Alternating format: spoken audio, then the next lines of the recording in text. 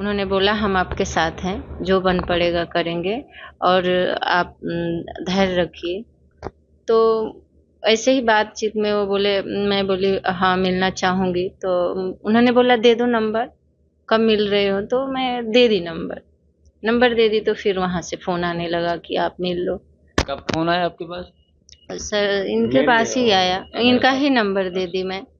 तो फोन आया, फिर इनको बताया गया कब वो रायबरेली में आ रहे हैं। दिल्ली तो हम जा नहीं सकते, तो वही कल जाना था।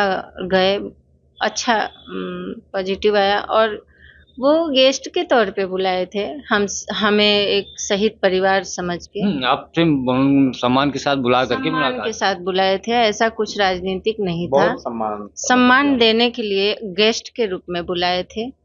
वो हमारे लिए कि हम भी आपके साथ हैं, सरकार आपके साथ है, देश आपके साथ है। ये सारी बातें थोड़ा सा धैर्य रखिए, सांत्वना देने के लिए, रिस्पेक्ट देने के लिए, यही था।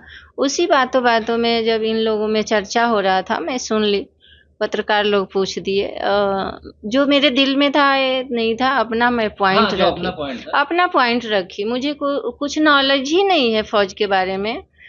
जो फौजी हैं उनको पता होता है, मैं तो एक हाउस वाइफ हूँ। तो मुझे जो पॉइंट लगा कि फैसिलिटी जो हमको मिली, हमें, क्योंकि मैं बहुत यूज की हूँ, मैं आप लोगों ने यूज किया यूज की हूँ। मैं कैंटीन पूरा इनके साथ पूरे टाइम मैं साथ में ही रही हूँ।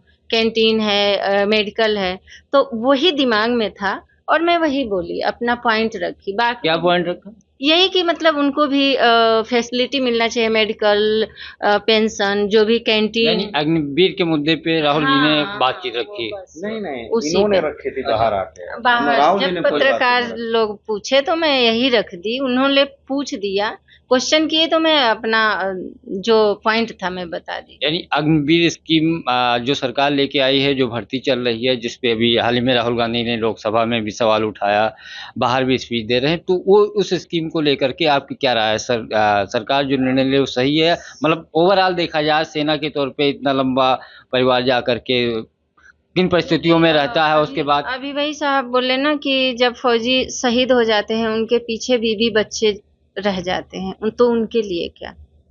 तो वो दिमाग में रहता है। एक औरत के नाते मैं बोलूंगी कि वही दिमाग में रहता है। मैं वही सरकार से बोली।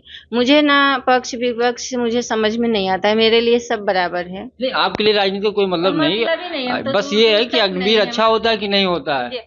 अब स्कीम वो जो है लाए हैं अग्निपथ, तो मुझे नहीं पता उस बारे में। बस इतना ही पता था कि हम कैंटीन भी यूज किए हैं, हम ये जितना फैसिलिटी था मैं यूज की हूँ, तो वो भी उनको भी मिलना चाहिए। यानी उनको सुविधाएं कैंटीन सुविधाएं की, या मिलनी जो चाहिए। पैसा या आर्थिक या शहीद हो जाते हैं जो चीजें मिलती है, जो सामान्य सैनिक होते हैं, उनकी हाँ, अपेक्षा अग्निवीर को नहीं मिलती। देखिए, एक राष्ट्र की एकता अखंडता तभी तक अक्षुण्ण है कि उसकी सेना कितनी मजबूत है। जी। और सेना मजबूत शरीर से नहीं होती, सेना मजबूत होती है मनोबल से। सेना मजबूत होती है दृढ़ इच्छा शक्ति से। सेना मजबूत होती है अपने संकल्प से। और ये सब चीजें भरने के लिए आपको बाकी चीजों पे सोचने की नहीं। हमारी सेना सब कुछ मजबूती के साथ कर सिर्फ इसलिए कि वो बाकी से नहीं जानती। एक फौजी ये नहीं देखता कि मेरे बटुए में पैसा कितना है, वो ये देखता है कि मेरे मैगजीन में राउंड कितना है। वो ये नहीं देखता कि मेरे पीछे मेरे मित्र कितने बचे हैं, वो ये देखता है कि मेरे सामने मेरा दुश्मन कितना बचा है। ये हमारी सिखलाई है। लेकिन वो सेना उसको ये विश्वास है कि पूरा देश मेरे साथ खड़ा है, कोई दिक्कत आएगी सारे लोग खड़े हैं। लेकिन जो स्कीम आई इसमें बहुत सारी चीजें देश खड़ा भी रहता है। देखिए, कोई भी स्कीम आती है तो उसकी कुछ कमियां कुछ अच्छाइयां होती हैं। तो अब ये डिस्कशन के लेवल पे आया है, अभी तक है, अभी तो ये 2 ही साल से है, 2-3 बैच इसके शायद गए हैं। तो निश्चित रूप से इस पे अभी तो उनका 4 साल पूरा भी नहीं हुआ, होते होते क्या होगा। निश्चित रूप से कुछ न कुछ जब सारी चीजों की अच्छाई और बुराई बाहर निकल के आती है, तो परिवर्तन तो प्रकृति का नियम है। तो मैं उम्मीद करता हूँ कि इसमें भी परिवर्तन होगा। आप एक भूतपूर्व सैनिक हैं, आपका सिर्फ एक सवाल है, ये अग्निवीर स्कीम सेना के लिए जो युवा जा रहे हैं उनके लिए अच्छी है, और सेना के लिए, देश के लिए, या नहीं? आपको क्या लगता है? आपका व्यक्तिगत व्यू क्या है? देखिए, व्यक्तिगत व्यू बीइंग ए फौजी हमारा ये है कि जो ये 4 साल में हम वो ट्रेनिंग उनको इम्पार्ट नहीं कर पाएंगे। अगर ट्रेनिंग देने में हमने समय अपना जाया किया तो वो उससे हम रिटर्न नहीं पाएंगे।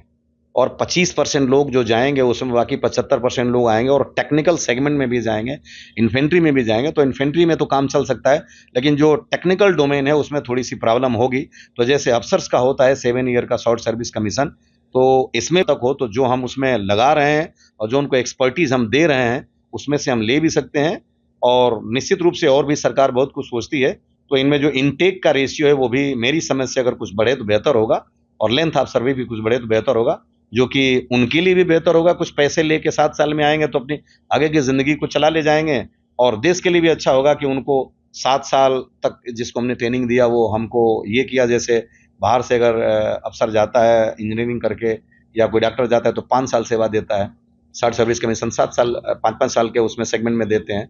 तो मेरे कहने का मतलब कि वो भी अगर जाएगा 7 साल में तो एक अच्छा खासा उसके पास होगा कि वो अपना कुछ नई जिंदगी बेहतर तरीके से शुरू कर लेगा, और देश को भी इससे फायदा होगा कि उम्मीद थी वो पूरा फुलफिल हुआ। अगर और भी कहीं अकोमोडेट करने की पॉलिसी आती है तो वेलकम है और बहुत बढ़िया है, और बाकी जो समझदार लोग हैं इस पर निश्चित रूप से वो विचार कर रहे होंगे, करेंगे।